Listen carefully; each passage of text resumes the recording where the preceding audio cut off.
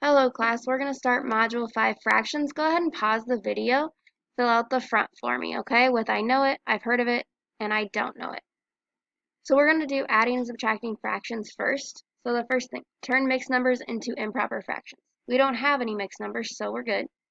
Find a common denominator. Well, if I look at them both, 12 sounds pretty good.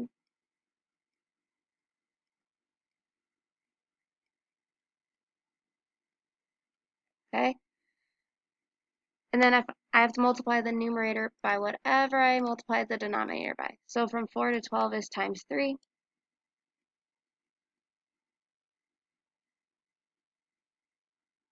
From 6 to 12 is times 2.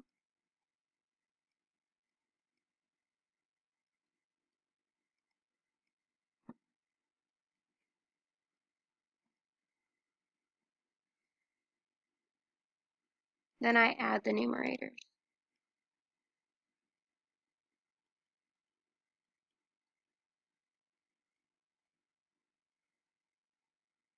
If I'm looking at this, they can't be divided by the same thing. It is a proper fraction. We are good to go. All right. And the denominator did stay the same. I kept the 12. All right. Go ahead. Try number 2. Pause it. Try number 2. If you're still a little worried, we're going to go through it together. So if I look at 5 and 2, 10 sounds pretty good. Okay. Are there other common denominators? Yes, there are. But I'm going to pick the easiest one that I can find. All right. How do I get from 5 to 10? Well, I times by 2. So that means I have to times the 4 by 2, which is 8. How do I get from 2 to 10? Times 5. So I have to times the 1 by 5, which is 5. Okay. I do my subtraction. 8 minus 5 is 3. I keep the denominator the same, so it's 10. If I look at 3 and 10, they can't be divided by the same thing, and it's a proper fraction, so we're going to leave it alone. Looking down at number 3, we do have to make this into an improper fraction, so we're going to times and add.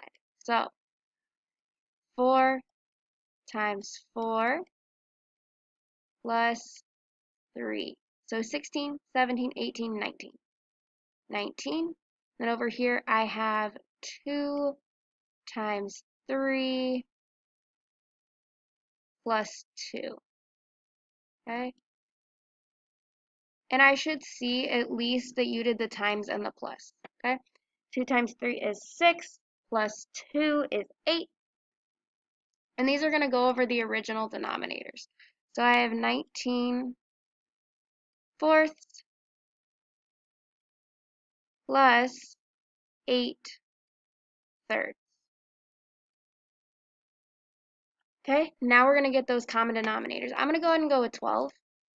Okay, so times 3 times 3 times 4 times 4. And I'm just writing it all out so I remember it all. 19 times 3 is 57.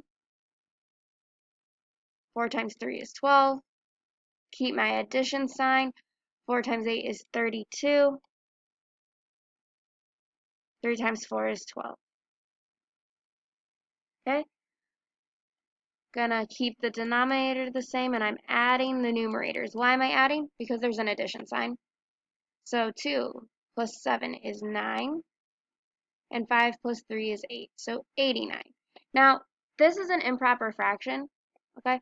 So I'm going to go ahead and I'm going to get it to a mixed number, okay? 89 goes in the house, just like when we were changing them to decimals. Okay, that one on top goes inside. Okay, it can go in there 7 times, which is 84.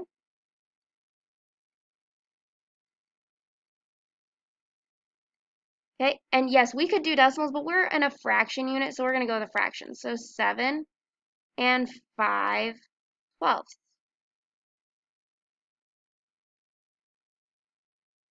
Okay, I take the 7 from right here. The 12, the original denominator, is still going to be my final denominator. Okay, and the remainder is the part that goes on top. Okay, pause the video, try number 4. just like in our rational numbers unit, to write 6 as a fraction, it would be 6 over 1. So if you notice, I got this to an improper fraction. I got them to common denominators of 3. I got 10 over 3. I want a mixed number. Okay, so 10 goes in the house because it's the rider, and 3 is the pony because it's underneath, so it has to stay outside the house. 3 goes into the 10 3 times. 9 minus is 1. I take this 3 as my whole number. Okay. This 3, my original denominator, is still my denominator. And the remainder becomes my numerator. Okay? Go ahead, up by the steps, if you could give me a scale of 1 to 5, how you feel about adding and subtracting decimals. 1 is, Miss West, we need to talk during office hours. 2 is, I got it, but I need help during class. 3 is, I got it pretty well. I might make some mistakes. 4 is, I got it. I shouldn't make mistakes. And 5 is, I never make mistakes. Okay? Write that scale, which number you think fits you. Put it in a triangle for me, all right? So it's easy for me to find. And we will practice more tomorrow.